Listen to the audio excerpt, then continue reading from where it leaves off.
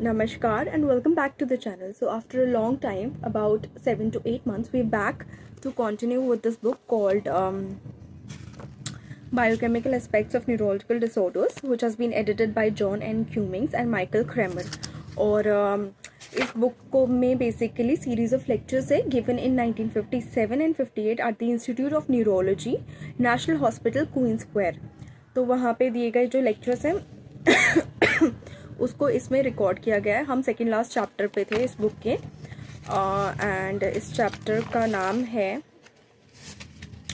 Biochemical aspects of disorders of muscles, जिसका सब topic चल रहा था the physiological biochemistry of neuromuscular conduction. तो ये हम डिस्कस कर रहे थे लास्ट. इसकी 2 वीडियोस ऑलरेडी डाल चुकी हैं इस चैप्टर की, जो आप पीछे जाके देख सकते हैं. तो यहाँ पे ग्रॉब, हार्वे एंड जॉन्स ने पब्लिश किया था एक एक्सपेरिमेंट कंडक्ट करके, एक रिसर्च कंडक्ट करके, जिसके रिजल्ट्स बहुत थोरो थे लेकिन ऑब्जर्वेशंस बहुत ही ज़्यादा कॉम्प्लेक्स थी.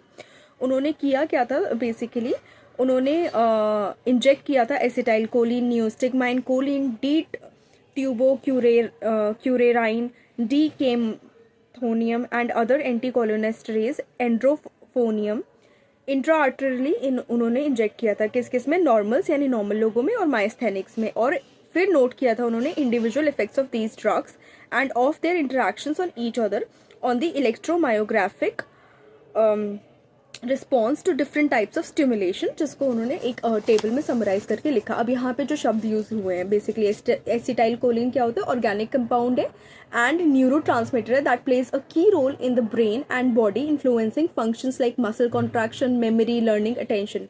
नियोस्टिगमाइन क्या है? एक सिंथेटिक कंपाउंड है with the property of inhibiting cholinesterase, used to treat ileus, glaucoma and myasthenia gravis. Ileus is obstruction or disruption of the ileum or the other part of intestine, छोटी आंत का जो एक भाग होता है वो. ग्लोकोमा में जो एक आई कंडीशन है वो जो डैमेज करती है ऑप्टिक नर्व को, तो उसमें ये काम आता है neostigmine. And myasthenia gravis, myasthenia gravis क्या है? एक कंडीशन है causing abnormal weakness of certain muscles. एक रेयर क्रॉनिक ऑटोइम्यून डिजीज है marked by muscular weakness without atrophy and cause by defect in the action of acetylcholine at neuromuscular junctions.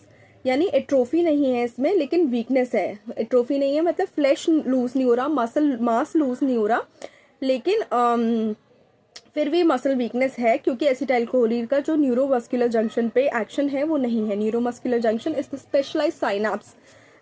Synapse कहते हैं जहाँ 2 चीज़ें मिलती हैं. तो specialised synapse that connects a motor neuron to a muscle fibre allowing the nervous system to control muscle contraction. तो ये myasthenia gravis है. देन इसमें जो और तीसरी चीज़ इंजेक्ट की थी वो है कोलिन. एक एसेंशियल न्यूट्रिएंट है that is naturally present in some foods and available as a dietary supplement. Choline is a source of methyl groups needed for many steps in metabolism.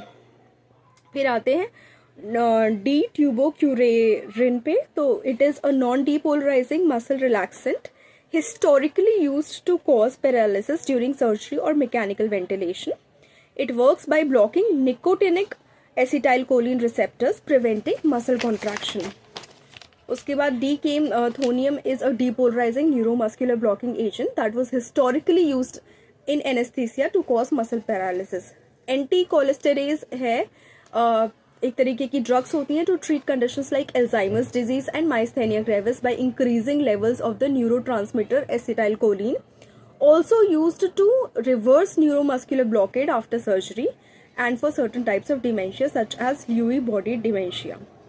Endrophonium is a rapid onset short acting acetylcholinesterase inhibitor that was primarily used to diagnose myasthenia gravis via the penicillin test and to reverse the effect of certain muscle relaxants after surgery.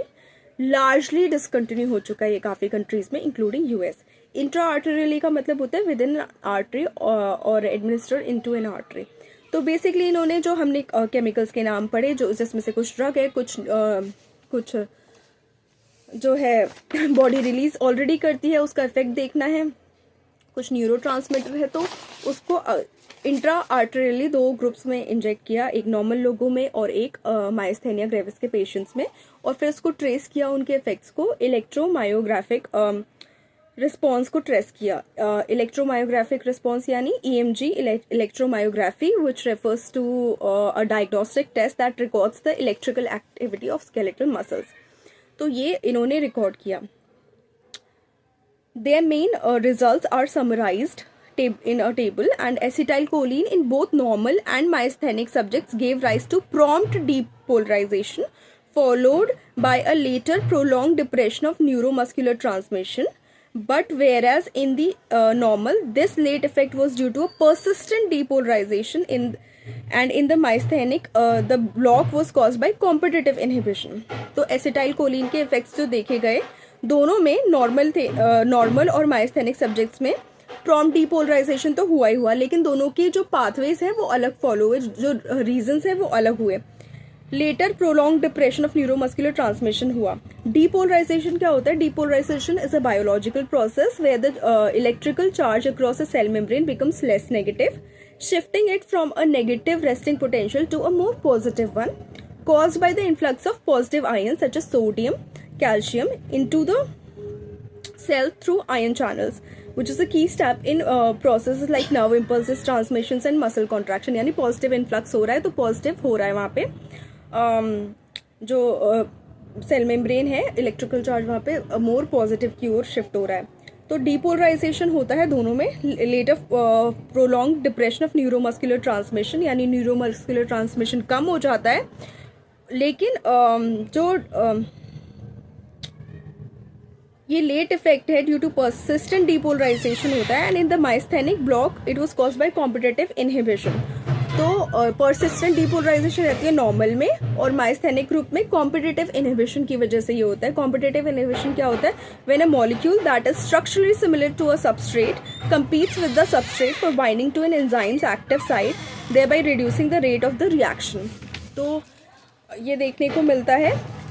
Result acetylcholine को almost similar है दोनों में, but reasons different है। एक में persistent depolarisation हो रहा है, एक में कॉम्पिटिटिव इनहिबिशन की वजह से वो कंटिन्यू हो रहा है, न्यूरो ट्रांसमिशन जो है डिप्रेस हो रहा है। The latent period before the prolong block developed, तो जो एग्जिस्टिंग पीरियड है या लेटेंट पीरियड है before a prolong block that is developed, तो वो सजेस्ट करता है कि हाइड्रोलिसिस प्रोडक्ट है वहाँ पे कोई एसिटाइलकोलिन का है। Hydrolysis is basically a chemical reaction that breaks chemical bonds by adding water, splitting a molecule into 2 or more smaller products. तो वो ये सजेस्ट करता है कि एसिटाइलकोलिन का वहाँ पे हाइड्रोलिसिस का प्रोडक्ट वहाँ पे है, जिसकी वजह से वो प्रोलॉन्ग्ड ब्लॉक वहाँ पे न्यूरो ट्रांसमिशन का डेवलप हुआ है after injecting acetylcholine. So since there is some celebration outside, we'll continue this video in the next one. That's it for this one. Please like the video, share the video and subscribe to the channel, and do not forget to hit the bell icon. Thank you so much.